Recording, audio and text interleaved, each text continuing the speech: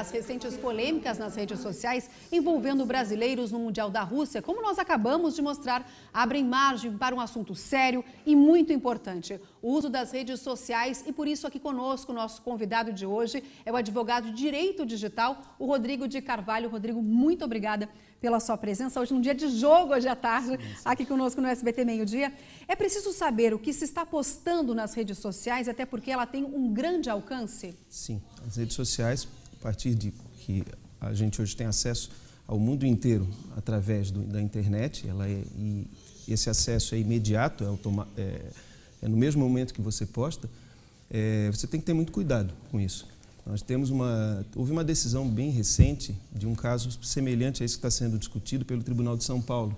Na Copa de 2014, houve um grupo de WhatsApp criado por jovens e a administradora do grupo foi responsabilizada recentemente, agora, por não ter coibido dentro do grupo um bullying que foi feito com uma das participantes. Eu ia pegar como gancho esse exemplo que você me falou antes do jornal, até para saber se o crime virtual e o crime real, se as punições são iguais. Sim, são. A gente não tem hoje na legislação uma definição dos crimes cibernéticos, a gente não chegou nesse ponto, né? Eu atuo muito mais na área civil do que na área criminal. Então, o meu enfoque é sempre mais por uma responsabilização civil, ou seja, por uma indenização. E esse caso que eu te trouxe como exemplo é um caso que a pessoa foi condenada, uma condenação pequena, foram R$3.000, mas justamente por ela não ter tomado uma medida de excluir esse participante que fez a ofensa, nem de encerrar o grupo. É uma decisão discutível. O doutor nos coloca aqui que é crime. Falar o que não deve na internet, de alguma forma fazer o bullying com alguém, ofender uma pessoa é crime, tem penalidade. Está aqui a prova que o doutor acaba de nos trazer. Agora, bem da verdade é que o marco regulador está em discussão em Brasília há muito tempo, há pelo menos 5 anos, e nada é decidido com relação ao que é crime cibernético, o que não é. Inclusive, no governo passado tentou-se aprovar e aí diversas mudanças foram colocadas e até agora não está bem definido o que é crime e o que não é. A minha preocupação na internet, Eudiane, é o seguinte: na internet todo mundo é corajoso.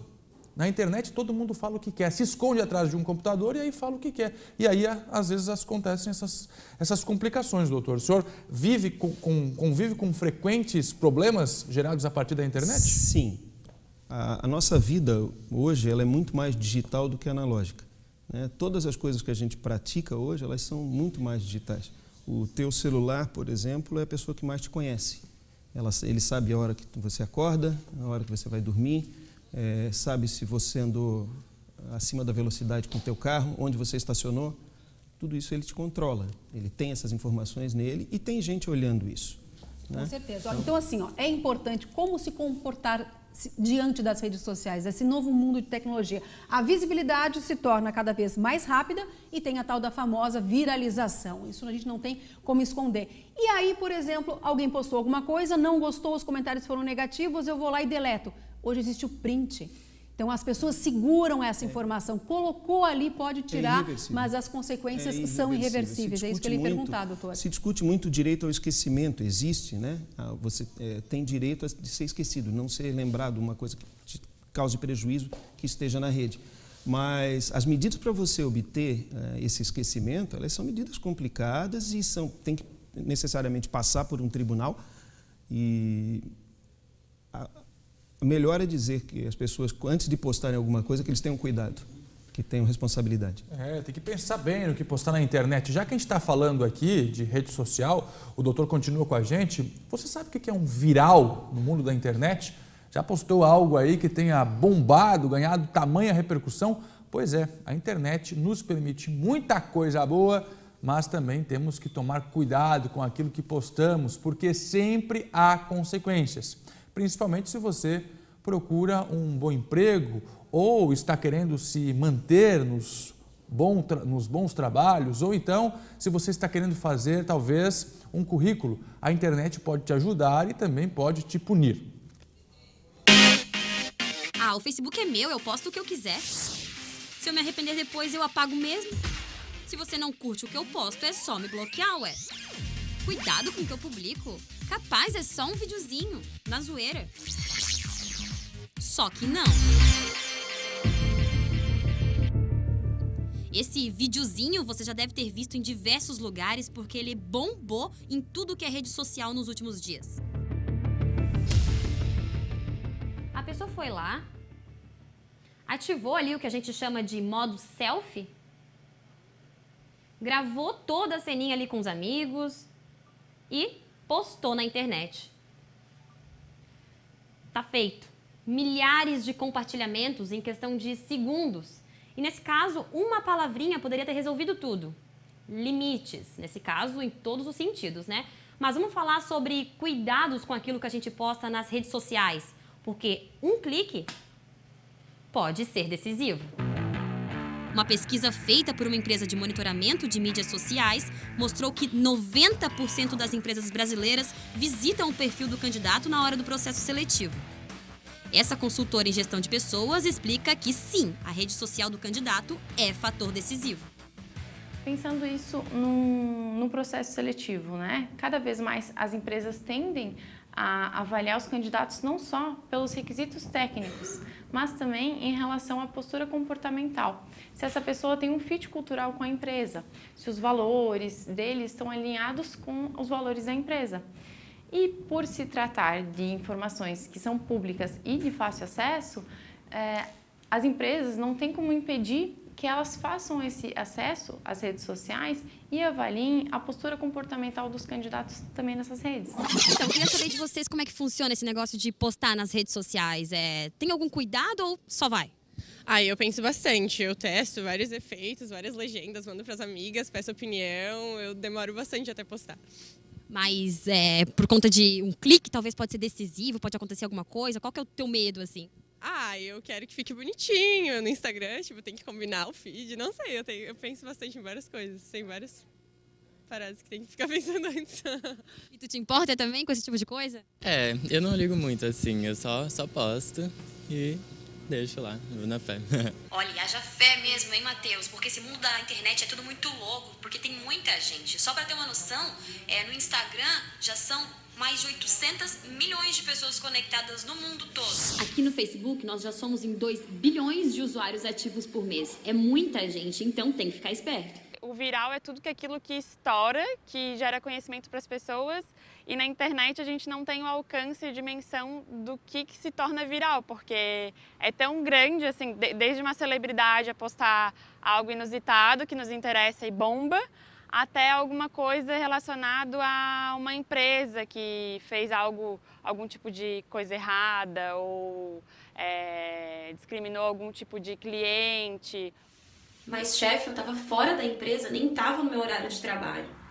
Essa é a dúvida de muita gente, né?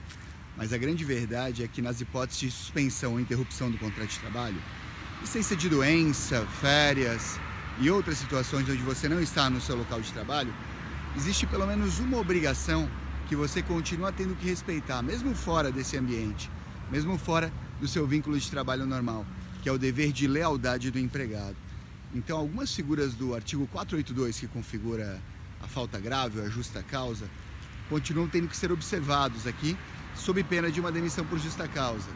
E isso hoje se torna muito mais comum em virtude das redes sociais. Então, o principal dever aqui do empregado é, sem dúvida, lesar pela boa fama, pela honra e pela imagem do seu empregador, dentro desse dever de lealdade.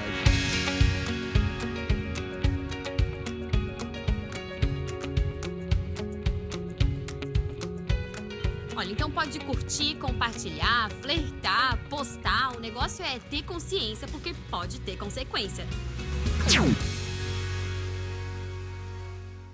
Obrigada, Ana. E consequências sérias. O SBT Meio-Dia de hoje segue falando sobre o comportamento nas redes sociais. Como a gente viu na reportagem, não tem como separar a vida pessoal da vida profissional. Você é a mesma pessoa e uma postagem pode sim prejudicar o seu trabalho ou até mesmo impedir que você consiga, doutor, uma contratação. Sim, claro. Pode. E você está exposto. Você hoje pelas redes sociais, Facebook, não sei dizer que é a mais exposta delas, as pessoas vão te encontrar. Vão saber o que você postou. Isso, nós temos casos de direito de família, a pessoa que vai lá e diz que não tem condições de pagar uma pensão para o filho e está postando viagens por aí, você derruba muito facilmente. Serve como prova? Serve, claro. Algum fato colocado na rede social? Sim, serve como prova. E hoje existe um instrumento que é a ata notarial, que você pede ao cartório de notas e ele faz uma escritura pública dizendo que estava lá naquele dia, na frente de um computador e que estava postado assim, assado. Sim, então você tem prova ser um grande aliado. E uma outra questão é que as pessoas estão sendo monitoradas 24 horas por dia. Sim. O que a gente pesquisa, não só no Facebook, não só nas redes sociais, mas nos sites de navegação, no Google, por exemplo, o que a gente compra pela internet, o que a gente pesquisa, o que a gente ouve, tudo isso esses dados são transformados num arquivo, por exemplo, da Eudiane. E isso pode servir tanto para a Eudiane perder o emprego dela, quanto para a Eudiane ganhar o emprego, né, doutor? Sim. Ou até mesmo para servir de clientes para novas empresas. Então, a gente tem que tomar muito cuidado, porque tudo pode direcionar a gente para lados e para outros. Agora, a questão da ideologia política também é importante se ressaltar quando você vai para a rede social fazer textão contra isso ou contra aquilo, porque depois o seu chefe, o seu gestor pode estar avaliando isso. É uma consequência grave, Sim. doutor. Há uma preocupação muito presente hoje da questão dos dados, né? Do direito aos dados, né?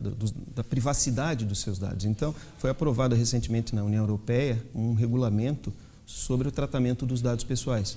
Essa é uma lei bastante ampla, bastante complexa, que, no meu entendimento, vai servir como modelo para as novas legislações ao redor do mundo. E a partir disso você tem lá uma série de direitos. Então, você deve ter observado recentemente que você recebeu nos sites que você frequenta, por e-mail, ou ao entrar no site, no Google, por exemplo, que você recebe lá, mudamos a nossa política de privacidade. Sim. Por quê? Porque eles foram forçados, através dessa legislação, a dar um novo tratamento a esses dados. E os golpes, né, Eudiane? As pessoas pegam as informações que você coloca no Facebook, tenho 2 filhos, tenho um carro na garagem, tenho poder de compra e aí o golpe vem. Um perigo também, né? Como eu falei, você está exposto. A partir da rede social, você está exposto. Não só na rede social como no Facebook, mas como no Instagram, como também dentro do próprio WhatsApp. Você faz uma postagem no WhatsApp, aquilo é irreversível. A partir do momento que você postou para uma pessoa, essa pessoa pode replicar isso para várias outras. Certo. Rodrigo, olha só, você que está acompanhando o SBT Meio Dia de hoje, nós continuamos aqui com o Rodrigo de Carvalho, advogado de Direito Digital. Bom, mas nas redes sociais, as fake news, infelizmente, também ganharam espaço. Por isso, o SBT Nacional está, inclusive, com uma campanha de conscientização contra essas notícias falsas.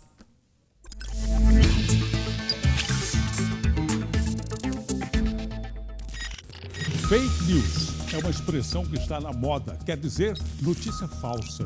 São textos, fotos, vídeos feitos para enganar as pessoas pela internet. Mas você pode tomar atitudes para não cair nessa. Leia mais do que o título para saber se a postagem tem conteúdo. Veja se outras fontes publicaram a mesma história. E só compartilhe se tiver certeza que a mensagem é verdadeira. SBT contra notícias falsas. Pois é, gente, o assunto é tão importante que o Tribunal Regional Eleitoral de Santa Catarina criou um comitê consultivo da internet para combater as fake news.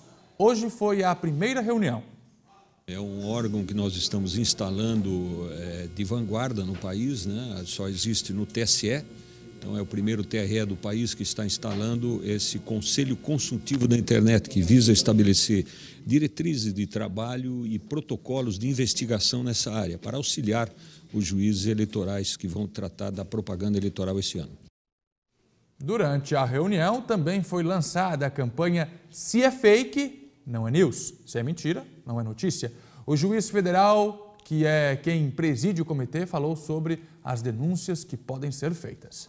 Nós temos o canal do próprio tribunal, na página do tribunal, nós vamos ter um link específico para esse tipo de denúncia, mas nós vamos aguardar que isso venha pela forma também oficial, através dos próprios candidatos e dos seus partidos. Nós esperamos conscientizar tanto a população quanto os candidatos e os partidos políticos, porque nós todos, enquanto sociedade e poder judiciário, desejamos que a eleição seja limpa e justa.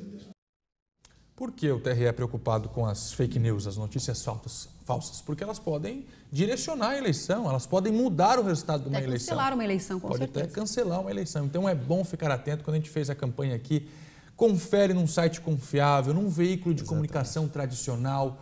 não replique essa notícia antes de ter certeza de que ela é verdadeira. Exatamente. Né, doutor? Há muita preocupação, a preocupação não é do TRE, daqui é do próprio TSE, todas as redes de comunicação também estão preocupadas, a mídia está muito atenta a isso e realmente pode influenciar. O caso da eleição americana é o exemplo mais forte que nós temos, né? Na eleição americana foram criados 35 mil perfis falsos para influenciar. Então, isso aí realmente pode mudar a eleição. Não só na eleição americana, no Brasil a gente já acompanha informações de que pré-candidatos à presidência da República já têm perfis falsos, robôs, que já trabalham para movimentar de alguma forma as redes sociais. Por isso que o Tribunal Regional Eleitoral e até o TSE, como o senhor colocou, está de olho. Obrigado pela participação aqui. Obrigado também. Rodrigo, muito obrigado pela sua participação.